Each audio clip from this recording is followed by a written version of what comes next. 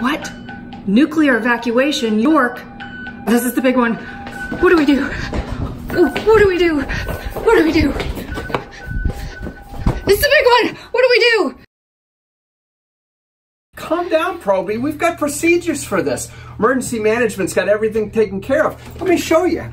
I know you've only been here a day, Proby, so I haven't even introduced myself. I'm Captain Mike Ermintrout with the Richburg Fire Department. I'm the fire marshal here, and I've been through plenty of radiological training. So come on over. We're going to go over all sorts of background, why we're doing this, and what this equipment does. Chester County has 4 evacuation centers in case there's a problem at the Catawba nuclear power plant. So they're all going to come down here and depend on us to make sure that they're clean and don't have any radiological problems.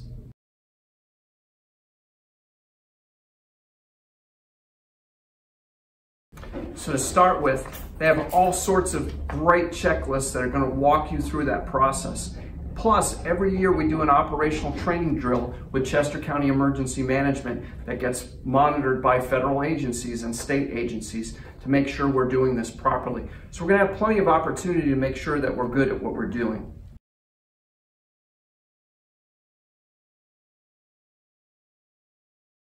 Let's start by unpacking the device itself. It comes in this box. At the top, there's going to be a tray with 3 batteries. There's going to be a Ludlum Model 3. There's going to be a pancake probe. Proby, this is perfect for you. Proby's using probes. There's going to be a cable.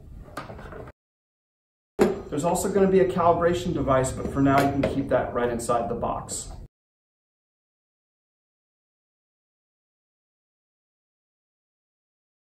Let's start talking about the parts and selector switches for this machine. The first one that's most important is this selector switch right here. This is the selector switch. It's got several positions to it, but the ones we're going to focus on is battery test, times 10, and times 0.1. In addition, this is where you put in your cable. This one here is your fast and slow switch. And this one here is very important. It's your reset button. This button just turns on and off your audio.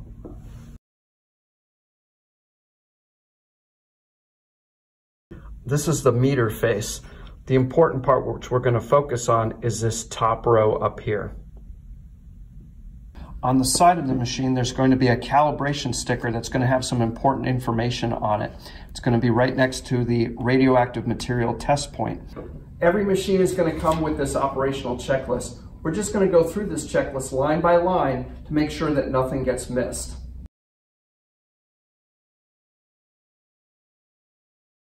So step 1, read the following set of instructions out loud and then perform each check after reading it out loud.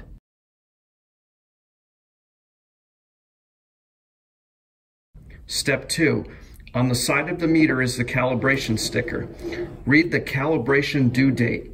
If the current date is after the due date, do not use it. Find another meter within the operational period. So let's take a look at this one. Our calibration date was January 25th, 2018 with a due date of January 25th, 2019. So right now this is currently within guidelines to use this machine.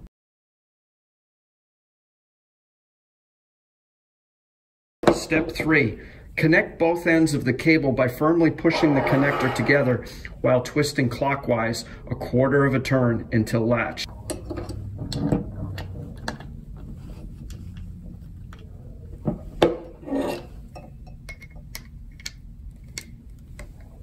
And then insert the batteries. Access the battery compartment and put the batteries in. There is a screw at the top, which should be able to be hand undone, but you can use a quarter to undo this compartment. You're going to open up the compartment. There are 2 battery positions, and over on the side there is an indicator as to plus and minus. We're just going to slide in the batteries. These are size D batteries and they are included in the kit. We're then going to secure it by screwing down on the holder.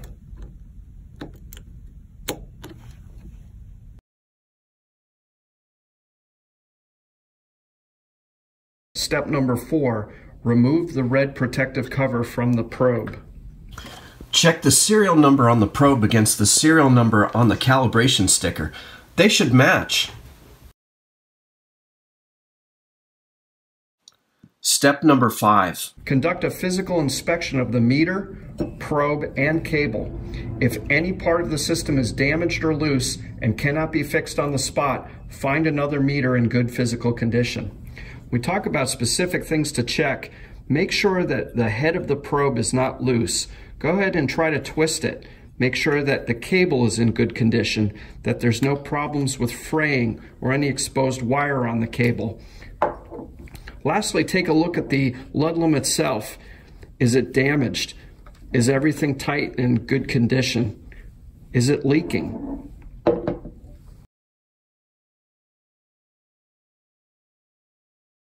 Step number 6, turn the selector switch from off to bat. The meter needle should move to the battery test area on the scale. Then move the dial to the ×10 or x10 position and hit the reset button. You'll notice the meter move back to the 0 position.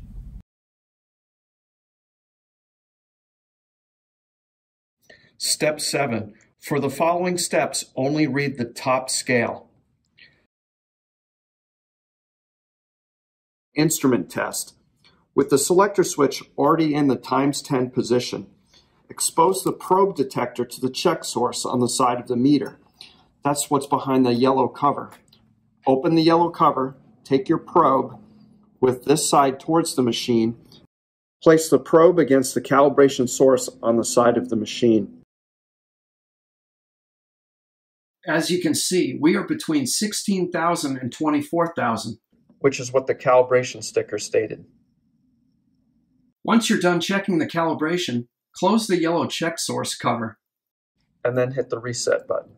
You'll notice that it returns to 0.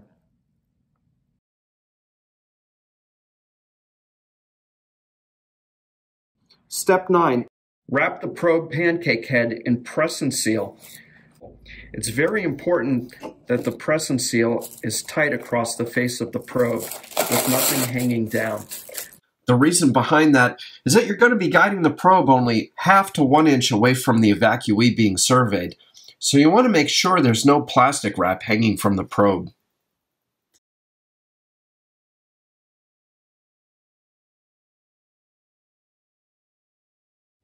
Step 10. Don't forget, this is all here in front of you on this sheet. We're now going to determine our background.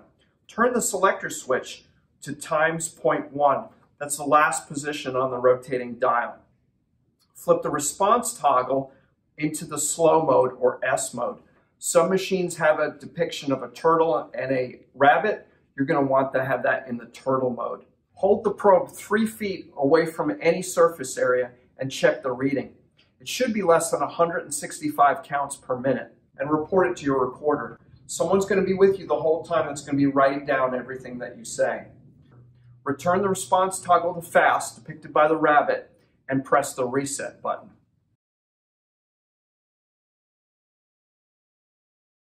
With the selector already in ×0.1, we can now begin monitoring individuals, vehicles, and equipment. Again, using the top line, 1K equals 100 counts per minute, 2K equals 200 counts per minute, and each tick mark between 0 and 1K is 20 counts per minute. 300 counts per minute or higher is considered contaminated. This is also in bold at the bottom of your sheet if you forget. Anything at 300 counts per minute or higher is contaminated.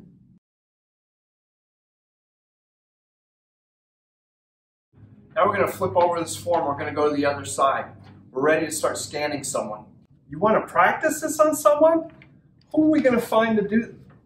Ed Darby! Hey, guess what? You're going to be our victim today. I've been a victim before. That's perfect. Proby, you got to remember, this person's been through a lot. They probably can't go back to their home. Everything they own might be irradiated by this point, and we have to make sure that we put them at ease. So we have to explain to them everything that we're going to be doing. So we're going to start with their face, and we're going to have the probe about 1/2 to 1 inch away from their face, and we're going to scan at a very slow rate. Proby, one of the things to don't forget is to look at your meter.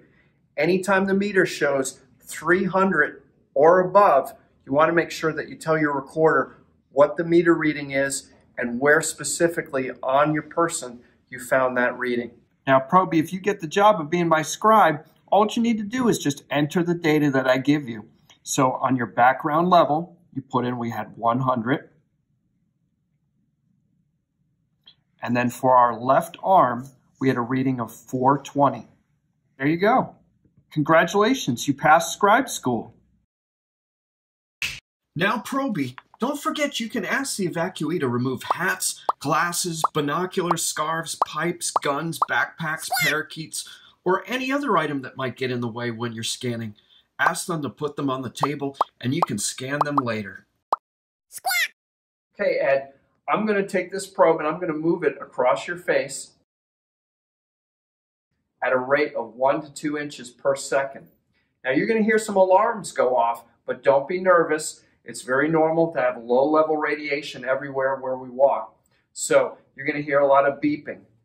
Turn the audio on when scanning individuals, vehicles, and objects. I'm going to move it very slow in a Z pattern across the top of your head, across the side, and then back across. So it's okay if you want to close your eyes, and then we're going to move on to the next part. Okay, I'm going to scan the rest of your body. Just stand with your feet shoulder width apart. And I'm going to start up here. Again, 1 to 2 inches away. I'm going to scan in a Z pattern across your body. So you come here often? About every 2 years. It's a really nice shirt you got. Thank you. It's not glowing yet. I'll tell you when it's glowing. For legs, we're just going to go down.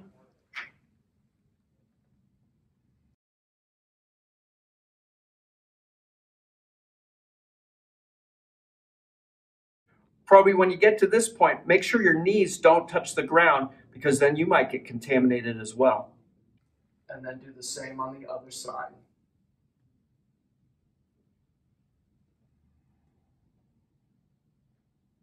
Okay, now that we're done with this side, we're going to have them turn around and we're going to again begin with the top. Again, with feet shoulder width apart, we're going to start with the top of the head. We're going to come straight down the back.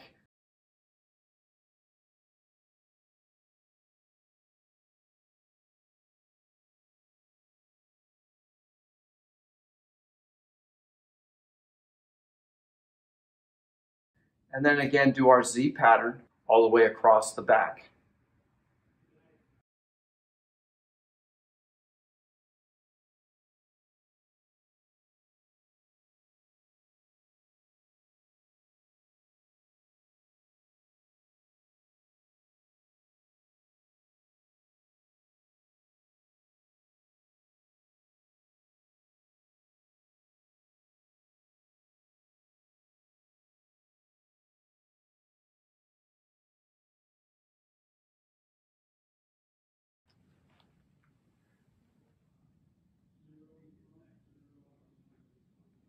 Again, you're not going to kneel on the ground.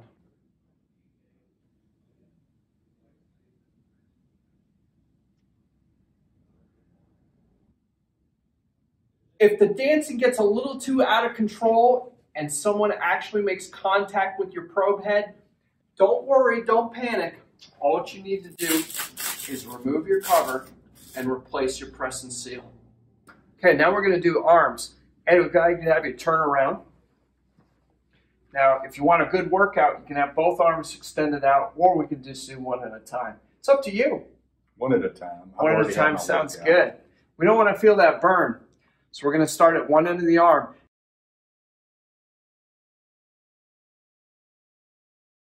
You also want to make sure that you go all the way out to the tips of the fingers. It's very important, Proby, that you only do the top side, that you don't put your probe underneath the arm. The reason is if you put it underneath, some of those radioactive particles could fall in and that could cause a problem. At this point, you're going to ask them to put their palm up. It's going to rotate their arm and hand, and you'll be able to do a complete survey without getting any particles falling into your probe. Up.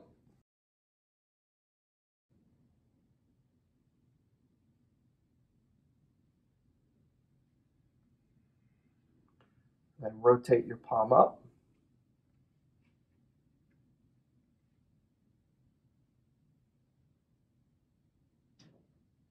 Now it's time to teach you a whole new dance. It's called the one-legged dance. If you want to hold on to this table, okay, Ed, lift your right leg.